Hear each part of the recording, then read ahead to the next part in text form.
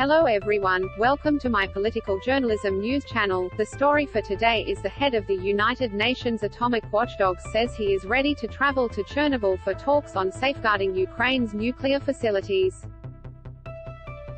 International Atomic Energy Agency Director General Rafael Mariano Grossi was speaking after a Russian attack was blamed for starting a fire which Ukraine said damaged a reactor building at the Zaporizhzhia nuclear power plant in Ukraine's south. Mr. Grossi said Ukrainian and Russian officials were considering an offer of a meeting at Chernobyl, the site of the world's worst nuclear disaster in 1986. He said he was willing to be there to offer assistance. Mr. Grossi was speaking after Russian forces took control of the Zaporizhzhia plant, Europe's largest nuclear power station, after a fierce battle in which a five-story building was set on fire. He confirmed that the building hit was a training center and not part of the reactor and that it was struck by a projectile fired by the Russian forces. We do not have details about the kind of projectile, Mr. Grossi said. No radioactive material was released, but 2 people were injured in the fire that broke out at the plant, he added. All of the safety systems of the 6 reactors at the plant were not affected at all and there has been no release of radioactive material, Mr. Grossi said. However, as you can imagine, the operator and the regulator have been telling us that the situation naturally continues to be extremely tense and challenging. Mr. Grossi said only 1 reactor of 6 at Zaporizhzhia was currently operating, at about 60% capacity, and that 2 people at the site were injured in the fire. Ukraine state nuclear plant operator Energoatom, the state enterprise that runs Ukraine's 4 nuclear plants, said 3 Ukrainian soldiers were killed and 2 wounded. Earlier, an official at Energoatom said there was no further fighting, the fire was out, radiation was normal and Russian forces were in control. Personnel are in their working places, providing normal operation of the station, the official said.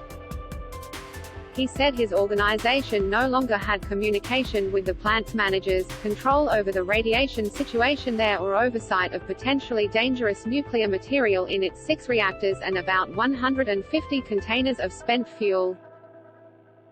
Russia's defense ministry also said the plant was working normally. It blamed the fire on a monstrous attack by Ukrainian saboteurs and said its forces were in control.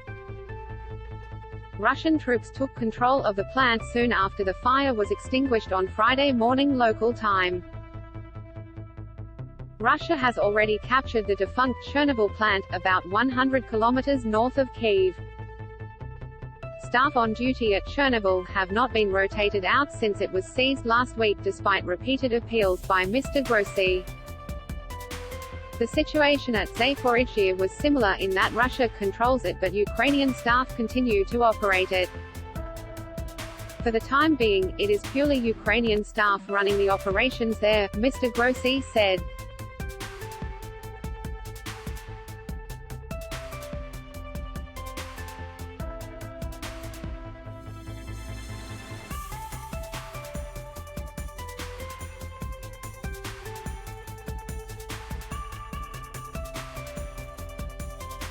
Russia is deliberately blackmailing the world with a nuclear catastrophe, he said.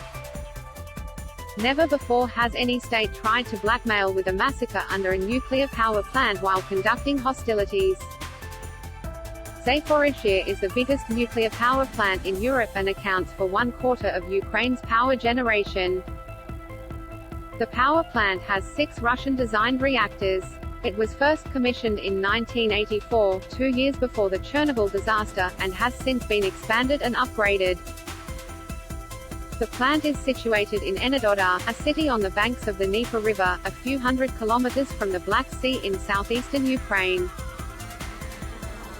The Zaporizhzhia reactors are of a different and safer type compared to the defunct Chernobyl plant, analysts said. That is all for today news. Thank you for watching to my channel. Please be sure to leave your comment and subscribe below for more news update.